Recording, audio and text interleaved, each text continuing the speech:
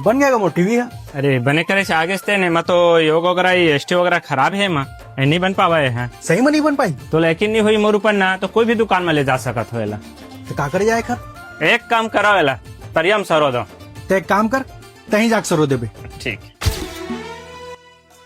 बेटा कैसे बैठी ऐसे करो, जानो टीवी बन गई घर के लिए आन।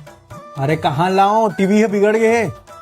अच्छा तो ऐसे कर, जाओ कर करा नावा टीवी धर के ले आन बे, और पैसा कभी के मोर खाता में लिख दी। ले ठीक है। भैया नया टीवी लेना रिस मिल जाही का? नया टीवी तो नहीं है मोर पास, सेकंड हैंड टीवी हवे कभी तो दिखा दूं। हाँ लेता दिखा दे भैया। हाँ ले ठीक है दिखा था। एक नंबर टीवी है, काली भी बनाए हो मस्त हवे। टीवी मस्त लगा थे, कतेक पड़ी भैया? ये 2000 के पड़ जाए भैया। ले हिल डन कर दे। ले ठीक है मैं खड्डा लेके आता हूँ। हाँ हाँ।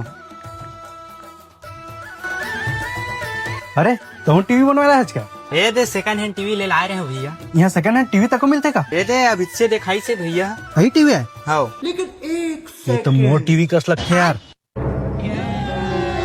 पैसा लो फोन पे कर पे की कैश दे।